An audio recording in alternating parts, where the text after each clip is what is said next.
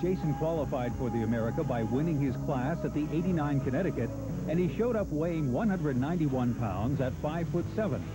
3 weeks earlier, he competed in the East Coast Cup, and he admits that he was pretty burned out from that show. He looked a bit flat and didn't carry the muscle size that he previously showed. In fourth place was stout 5'6", 200-pound Rod Ketchens, a correctional officer with the Sheriff's Department in Sioux City, Iowa. Rod took the 89 Junior America short class, but wasn't cut enough to place higher here. He said he altered his diet from 8 weeks up to 10 before the show.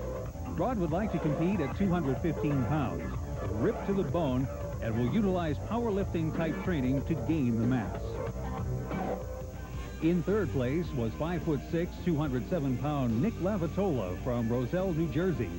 Nick is a former Mr. New Jersey winner, but was a little too smooth to be competing at the America level. He said he missed his peak by a week or so and could have been a lot sharper and fuller. He trains extremely heavy and stresses fundamental movements along with slow, deliberate form. And Nick enjoys training solo because his workouts vary so much. Sliding into second in a tiebreaker with Lavatola was San Franciscan Tony Ballinet, who's been weightlifting for 17 years. The 5'7", 179-pound personal trainer loves the prestige involved with bodybuilding, but admits that he tends to take the sport too seriously sometimes and over-diets for competitions.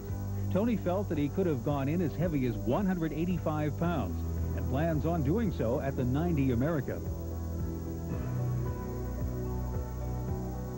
Winning this competitive short class was 1988 USA winner Matt Dufresne from Hampton, Massachusetts.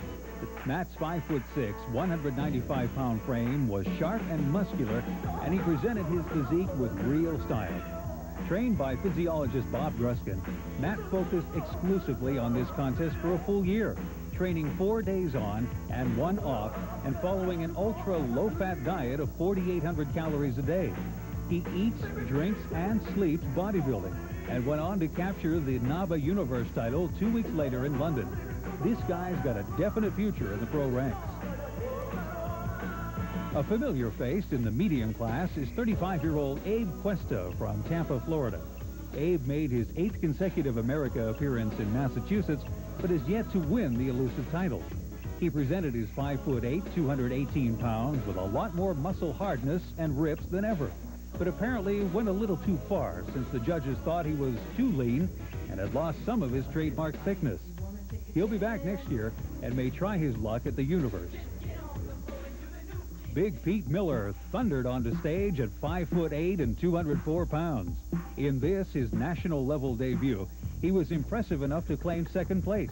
The Chicago native has great thickness and overall shape, especially at his huge legs. He won the Central USA a week earlier, but had a little trouble staying in top condition for this show. Pete trains with super strict form and moderate weight, feeling that intensity is the key. He's presently studying criminal justice and working as a personal trainer. Winning the tough medium division with a rugged physique and a professional presentation was 29-year-old Casey Kucharik from Clifton, New Jersey. He was in the best shape of his life at the America and presented roadmap vascularity to emphasize the point. Casey stays near contest shape year-round under the tutelage of trainer Bob Gruskin. He thrives on the healthy look and feel, yet still views bodybuilding as a hobby. Up to the medium-tall class, where third place went to Peter LaRue from Suffolk, Connecticut. At 5'10" and 220 pounds, Pete was 10 pounds lighter than earlier in the summer at the AAU USA in Atlantic City, where he took his height class. But carrying his competition condition for 8 weeks is no easy task. And like a lot of seasoned bodybuilders, he lost too much muscle size between shows to be able to place any higher. Pete enjoys training with his dad and is hungry to win the America someday. Second in the class went to AAU Mr. North America and Mr. International Andy Sievert from Farmingdale, New York. Again, it came down to a tiebreaker, and the 24-year-old gym owner missed top honors by 1 point. Andy weighed 208 pounds at 5'10" inches tall, with a great V-taper, quads, and superb symmetry to their fullest. He lacked the sharpness of his previous wins, but maintained his size thanks to his heavy training. And he is really into strength, and he increased his lifts and physique greatly in his 3-year hiatus from competition. On the winning end of this tiebreaker was 27-year-old Mick Souza from Middletown, Rhode Island. Mick is the epitome of a bodybuilder's dream come true. 6 months earlier, he suffered a herniated disc and had both knees operated on. Not to mention that this was his first national level contest. The 5'8" 220-pounder also owns his own gym, so he had plenty of time to get ready for the Northeastern States competition held 6 weeks before the America. Nick feels that he peaked early by over-dieting. Nevertheless, he was ecstatic with his placing at the America. The tall class was unquestionably the weakest of the 4 height classes, yet 6'4", 260-pound Steve Henneberry literally stood out with his immense proportions. The 26-year-old from San Diego utilized a new diet to drop his body fat from 10% at 292 pounds, 24 weeks out from the show, to 3.5% at his competition weight of 260. The diet also allowed him to fuel his heavy training up to 1 week out from the show. Steve still needs better overall body balance and a lot more size, especially in the upper body width.